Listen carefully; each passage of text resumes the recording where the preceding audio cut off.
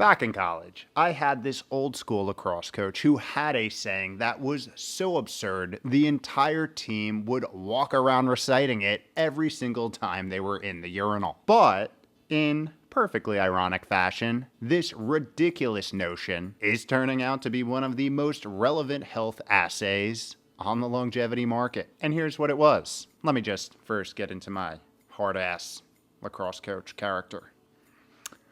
Men, if your pee is yellow, then you're letting your team down.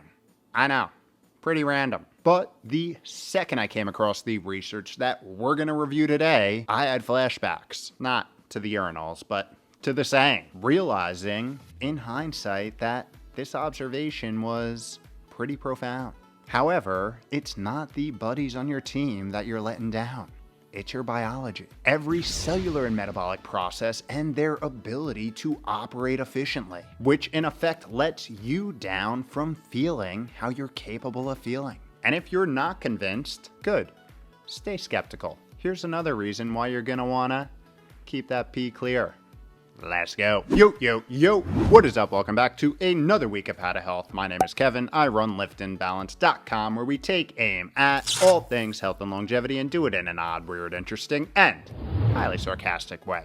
Now, not to be the bearer of bad news, but chances are you're walking around in at least a slightly dehydrated state and don't even know it. In fact, studies suggest that a large percentage of the US population are at risk for chronic dehydration, highlighting that the average US adult drinks 44 ounces of plain water per day, which is significantly less than the recommended 68 ounces. And not the best look when you consider that your body is comprised of over 50% water. And listen, this would be a non-issue if it weren't for dehydration impacting basically every single biological function that we have. Making you tired, giving you headaches, unstabilizing your mood, priming your body to store more fat, like we covered here. And as we'll see today, making the effects of a stressful event, well, more stressful, as this new first-of-its-kind research highlights how dehydration throws off the delicate balance of hormones that control how you respond to stress, and even how long a stressful stimuli stays stressful in your body. Something called stress reactivity, which is going to be a theme for today, so remember it. But before we get to that research, let me first refresh you on why chronic stress is not cool for longevity school. Because as you probably have experienced, but may not have fully digested, stress is much more than a psychological reaction. It is a full body physiological reaction, one which modern data suggests ages you from the inside out. First, by elevating your circulating stress hormones, most notably cortisol, which, when chronic, suppresses immune function, promotes inflammation, disrupts sleep quality, impairs cognitive function, increases fat storage, especially around your midsection, elevates blood pressure, and even has been linked to shortening telomeres, which makes it no surprise that an exaggerated cortisol reactivity to stress, aka a chronically long cortisol response, is associated with an increased risk of heart disease, diabetes, and depression. Not cool, I know. So anything we do that can put our body in a position to shorten that experience or avoid it altogether is probably worth the extra stress. But not too much, okay? And just so we remove any potential ambiguity, let me quickly explain why you should care about this stress reactivity dynamic. And that is simply because it measures how long the biological changes from a stress event stick with you. For example, picture two people who experience the same stressor. One person experiences a moderate cortisol spike that quickly returns to baseline, while the other has an explosive cortisol reaction that stays elevated for hours. Who would you rather be?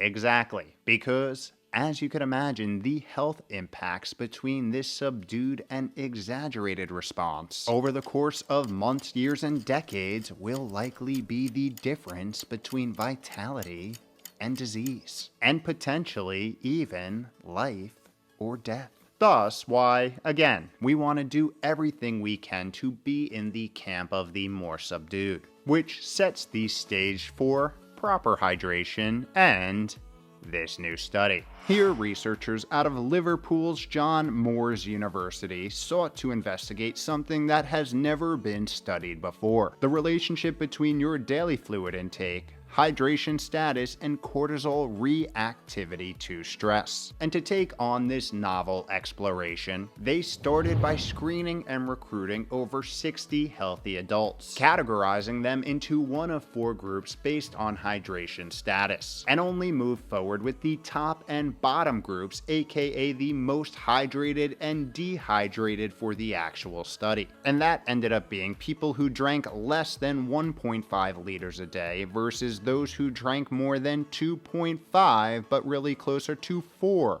a day. And following a week of baselining confirming their fluid intake, urine color, and other vital markers, both groups were exposed to an acute psychological stress test, which is essentially like an intense interview. I know, we've all been there. And throughout the 24-hour period before and after this test, participants had their cortisol response measured via the gold standard saliva test. And what they observed may just get you up to go find and hug that old water bottle. Hopefully, not plastic, stainless steel or glass. Although the stress test invoked a similar increase in anxiety and heart rate across both groups, cortisol itself only significantly increased in the low hydration group, and not by some small amount either. The chronically underhydrated individuals had a cortisol response to stress that was over 50% higher than those who met daily water intake recommendations. Yikes is right. With this response being associated with a longer stress reactivity and darker urine color as well, aka letting the team down. Now, here is the really interesting and slightly concerning part. The poor hydration did not make the participants feel thirstier, but silently under the covers was triggering noticeable signs of biological strain. In other words, these people had no intuitive idea that they were underhydrated and had just normalized their stress overreaction. A straight up recipe for biological disaster. Now, you're probably wondering, how exactly does dehydration increase the probability of an exaggerated stress response? Well, it's really quite interesting. You see, our body's water regulation and stress response systems are intimately connected. And here's the current consensus on why. When you're dehydrated, your body interprets this as a threat, because without adequate water, cellular function becomes compromised. So it sends a signal to retain water by secreting a hormone called vasopressin. But the thing is, too much vasopressin can end up activating the hypothalamic pituitary adrenal axis, aka your body's main stress response system, making it produce more baseline stress hormones, like cortisol, kicking it into overdrive,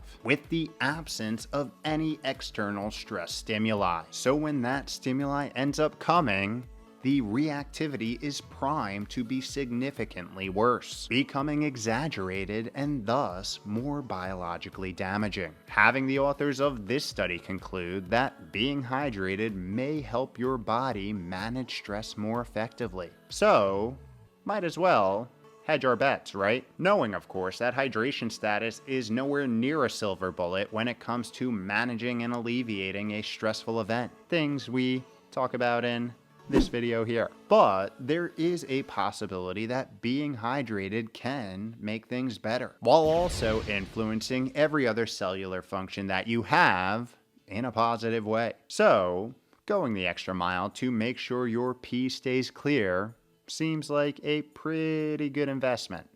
No? So here are some tips to get you wondering, did I flush the toilet or forget? Because that water looks clear. which is also a great segue into a very important pre-tip point. True cellular hydration comes down to something called blood osmolarity, which is the balance of water and dissolved solids like sodium, magnesium, potassium, chloride, and calcium in your blood. And it is only when this balance is in an ideal range, the body operates optimally. Point being, just chugging something like reverse osmosis filtered water without accounting for these key electrolytes won't get you biologically hydrated, even if your pee is as clear as a freshly melted glacier. So first, you're gonna wanna pay attention to hydration source and make sure that it ideally comes with some of these minerals. So consider adding a pinch of sea salt to filtered water, prioritizing real whole nutrient dense foods that come naturally packed with them, or drinking sourced mineral water to help obtain this proper balance. Speaking of nutrient-dense foods, did you know that most fruits and veggies are typically comprised of over 75% water and come packed with many of the minerals we just talked about? So one of my other favorite hydration hacks, especially if you are someone who struggles drinking the stuff straight up, is eating my water. Nature makes it easy for us. You just need to use that gift of cognitive rationale to avoid that ultra-processed spell. And when it comes to quantity, although the highly touted gallon a day is not necessary for the average person, several liters typically is recommended, which can be through a mix of drinking and eating. That being said, it is also a very good strategy to rehydrate via liquids after a long bout of no hydration. For example, the common scenario we all face every day after waking up. So drinking a full glass of water with a pinch of sea salt is a great hydration hack to start the day. And yes, before your caffeine, which is a natural diuretic and is going to make you pee, which can be counterproductive in the morning. I know, but do it for your team. Hey, be a good teammate. And of course, modifying your dose in response to your daily activities and environment is a must too. Like on those hot days, a workout, sauna sesh, Taylor Swift concert, those types of sweat-inducing things. Oh, and cutting off your drinking endeavors 1 to 2 hours before bed can be a sleep quality savior as well, especially for those overhydration high achievers. Trust me.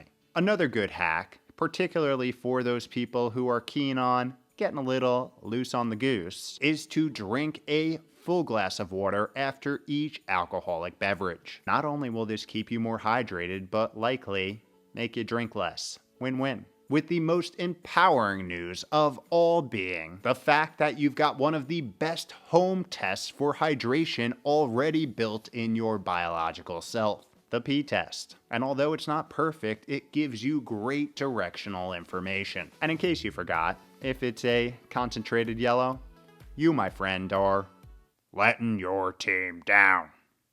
With that, I would love to hear what your top hydration hacks are. So drop your alpha in the comments below, and I promise I will respond to each and every one of them. After, that is, a quick bio break, because sometimes you don't let your team down a little too hard.